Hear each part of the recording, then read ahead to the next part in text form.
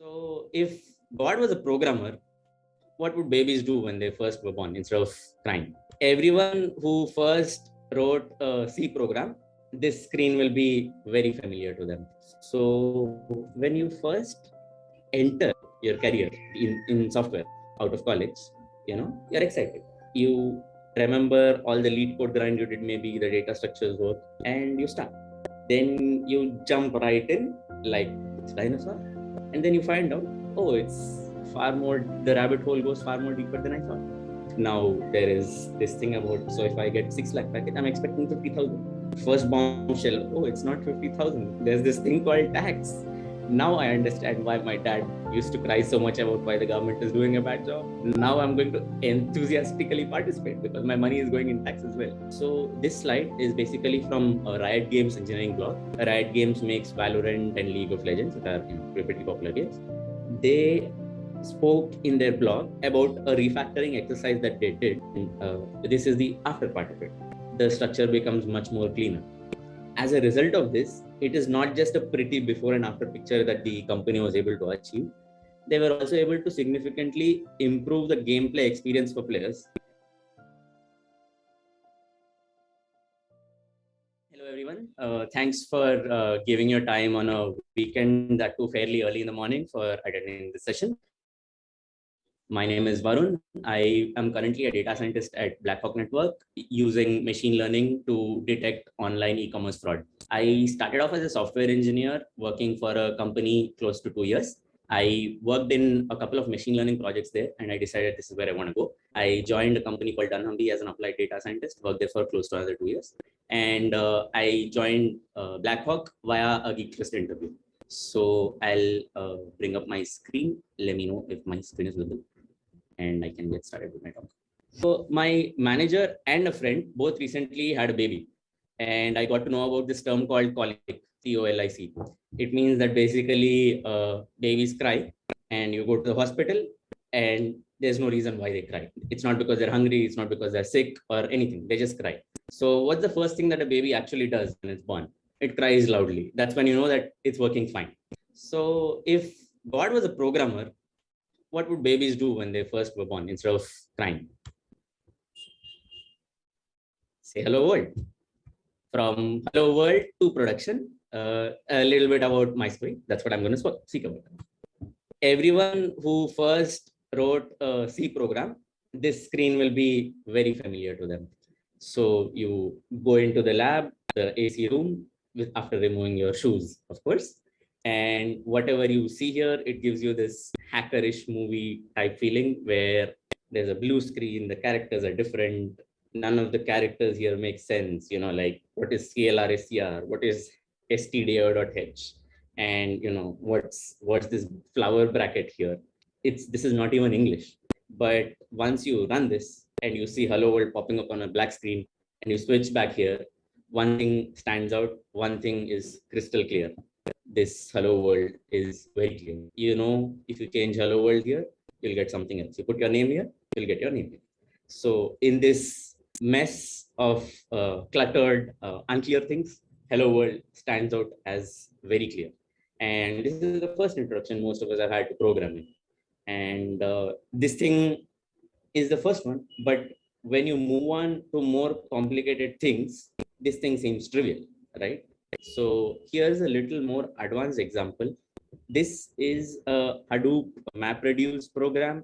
It's a hello world of MapReduce, where basically you're counting the number of words that happen in a file. Very trivial when you think about maybe 10 words or 15 words repeating a couple of times or whatever. But think about the internet and think about, millions of files with billions of words. And now it becomes suddenly distributed computing, and Hadoop is what an example of that is. This is basically a simple Python MapReduce program. This is way more complicated than the earlier one. There's now a data structure, there's a function, there's a loop, and so it's more complicated. But this is still the hello world of MapReduce. While you entered from programming into distributed computing, which is more advanced, there is still a MapReduce, which is still a hello world here. Here's another example which is pretty close to my heart as a data scientist. This is a hello world for doing image recognition. where basically if you handwrite a digit, it will tell you what that digit means. Handwrite a 6, it will tell you this is actually a 6, and so on. This is used by the US Postal Service to basically, scan the pin code from a handwritten note on the letter. This is way more complex than the earlier one. Now there's suddenly machine learning in here. It's complicated, far more complicated than the initial one as well. But again, this is still a hello world. So when you first enter your career in software out of college, you're excited. You remember all the lead code grind you did, maybe the data structures work, and you start. Then you jump right in like this dinosaur, and then you find out, oh, it's far more, the rabbit hole goes far more deeper than I thought. Now there is this thing about, so if I get 6 lakh packet, I'm expecting 50,000. First bombshell, oh, it's not 50,000. There's this thing called tax. Now I understand why my dad used to cry so much about why the government is doing a bad job. Now I'm going to enthusiastically participate because my money is going in tax as well. Then maybe at the end of that first year, you discover about this income tax return that you have to file. Then, along the way, you may discover what agile is. And towards the end of this year, you know that, okay, raises are not as easy as they come by. You have to fight for them. So there's this annual review. And once you get a little further along in your career, you decide, okay, I've been doing this, I've become better at it. Now I need more for it. So I need a promotion. And then you discover, oh, damn, it's not as simple. But what's key here? If you have a little of years experience in the industry, maybe 3 or 4 years, now if any junior who just walked in has these apprehensions that you once did, you've been past this hello world. You know what to do. So that's the key. Think of it as a ladder where you climb the next level. There is a hello world. So while this is some of the not so good side of working in the industry, where you work as a team, there is a larger company, and I think the image speaks for itself. This is something that's unfortunately not in your control, right? And but as a developer, what are some things that are in your control that you alone can control, and they will be in your control for the rest of your life should you choose to continue in the developer path? Another me for you. So if we talk about anything about debugging, if anyone has spent time production support, maybe this will resonate, maybe it will not resonate. So when we think about the preparation for interviews that we do, we study data structures, algorithms. These are fancy things, and we feel proud when we accomplish those things. We feel like a craftsman. That feeling of an engineer or a technical person rings true. But if you're doing mundane work, does that ring true? Maybe not. So this slide is basically from a Riot Games engineering blog. Riot Games makes Valorant and League of Legends, which are pretty popular games. They spoke in their blog about a refactoring exercise that they did, and this is their code before, where there's the snapshot of classes, interfaces, how they're interacting with each other. This particular bit on what you see on the screen is controlling how a missile system interacts. Basically, your players, you're firing things at each other. How do the things you fire interact with each other? This is a before part of it, and this is the after part of it. So from the before and after, you can see that there are a few classes which are talking to multiple other classes. It's not very easy to follow, so it's not very easy to refactor.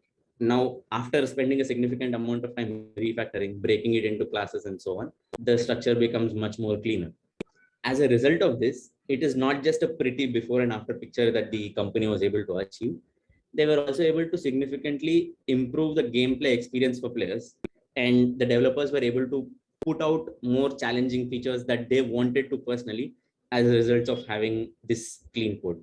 So what I'd like you guys to take away is there is a series of hello world that you cross, and maybe till now you've not looked at the hello world of writing code beyond your college, but hopefully this weekend will be your hello world of writing clean code, and maybe if you like it, it will stay with you for the rest of your life. So yeah, that was it, and thank you.